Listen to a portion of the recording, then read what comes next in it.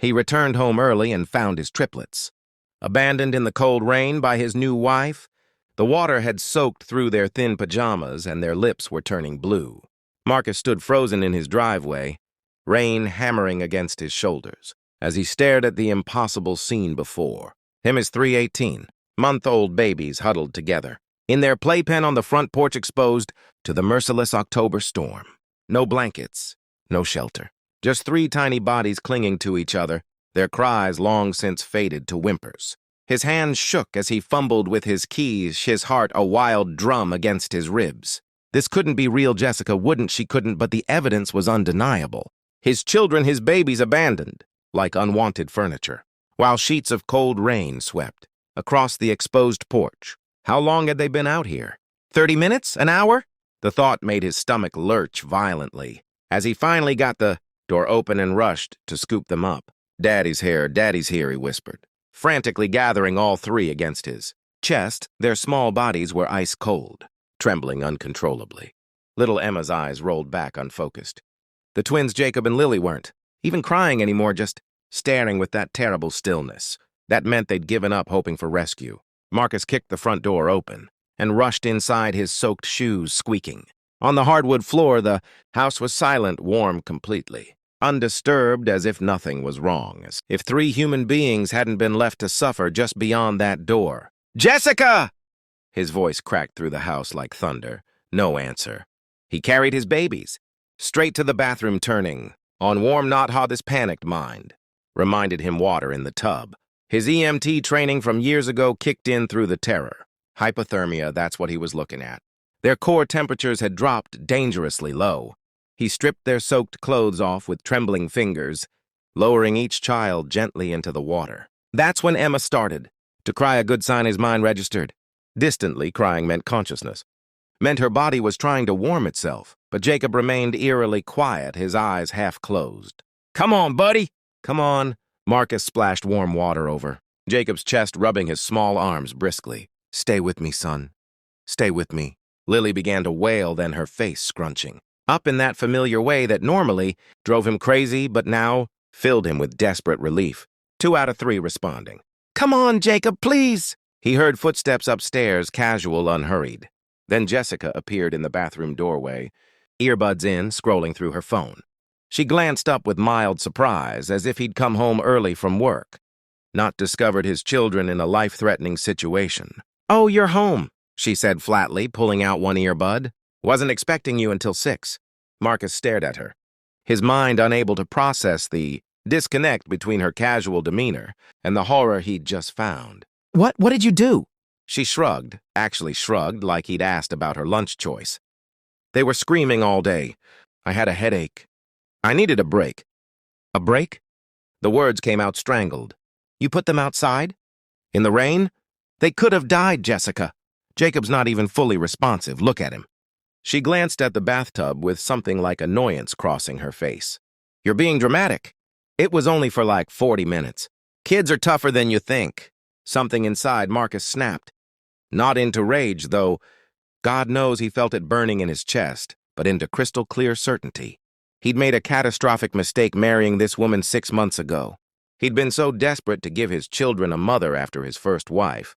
Sarah died in childbirth, so desperate to believe. Jessica's performance during their brief courtship was real. But this revealed who she truly was. "Get out," he said quietly, his focus on warming Jacob's small body. "Pack a bag. Get out of my house." "Excuse me?" "You heard me. I want you gone, now, before I call the police and have you arrested for child endangerment." Jessica's expression shifted then, a flash of calculation crossing her features. "You can't kick me out. I'm your wife. Legally, I have rights to this house." Marcus looked up at her, and whatever she saw in his eyes made her take a step back. "Test me, please, Jessica. Give me one reason to call 911 right now, because I am barely holding myself back." For a long moment, she stared at him. Then, with a huff of exasperation, she turned on her heel. "Fine. This wasn't worth it anyway. Your brats never shut up, and you barely make enough to keep me interested." The words washed over Marcus like the rain still pounding. Outside, meaningless compared to the 3 small lives in his care. He heard her stomping around upstairs, drawers slamming. He didn't care. Let her take whatever she wanted. Nothing in this house mattered except Emma, Jacob, and Lily. 20 minutes later, the front door slammed. Marcus didn't even look up. Jacob's eyes had finally opened fully, focusing on his father's face with recognition. The tightness in Marcus's chest eased fractionally. He spent the next 2 hours in that bathroom, keeping the water warm, monitoring their temperatures and responses. Emma recovered quickly, even trying to splash after a while. Lily clung to him like a baby koala when he finally lifted her out, wrapping her in a thick towel. Jacob took longer, but eventually his natural color returned, and he managed a small smile when Marcus kissed his forehead. After getting them into warm pajamas and settled in their cribs with extra blankets, Marcus sat on the floor of their nursery and finally let himself feel it. The terror, the guilt, the rage at himself for not seeing who Jessica really was, for bringing her into their lives, for leaving his babies alone with her. His phone buzzed. His mother. "Call me when you can. Miss you and my grandbabies." With shaking hands, he dialed. When she answered, the whole story poured out, the rain, the playpen, Jessica's chilling indifference. Everything. His mother's shocked silence spoke volumes before she finally said, "I'm coming tonight. I'll be there by midnight." "Mom, you don't have to—" Marcus Ryan Thompson, those are my grandbabies. "You think I'm staying 3 states away after hearing that?" Pack's already started. Her voice cracked. "You can't do this alone, son." She'd want them protected. She'd want you to have help. The tears finally came then. "I miss her so much, Mom. Sarah would never—" She wanted these babies so badly. She gave her life for them. And I brought someone into their world who— Stop. You didn't know. You tried to do right by them. But now you do know, and you're handling it. You're keeping them safe. That's what matters now. His mother arrived before dawn, having driven through the night. She took one look at her son's exhausted face and the 3 sleeping babies, and immediately took charge. "Go sleep. I've got them. I can't leave them. What if—" "Marcus," she gripped his shoulders firmly. "I raised 4 children. I can handle 3 more for a few hours while their daddy gets some rest. Go, that's an order." Over the following weeks, Marcus's mother became their anchor.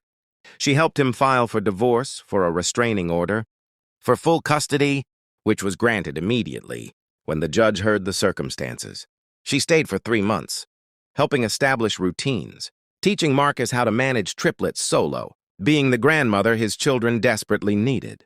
Marcus also did something he'd resisted for too long. He reached out to his neighbors, explaining what happened and asking if anyone was available for emergency backup. To his church, where women immediately organized a meal train and babysitting rotation. To a single father's support group that met Wednesday evenings. What he discovered astounded him: kindness, abundant and free, from people who simply wanted to help. His neighbor, Mrs. Chen, started dropping off homemade baby food twice a week. Tom, from 3 doors down, a retired contractor, installed a security camera system at cost. The church community became like extended family, celebrating every milestone, with his children as if they were their own. On Emma, Jacob, and Lily's 2nd birthday, Marcus stood in his backyard, watching them smash cake into their hair while surrounded by dozens of people who'd shown up to celebrate. His mother squeezed his hand.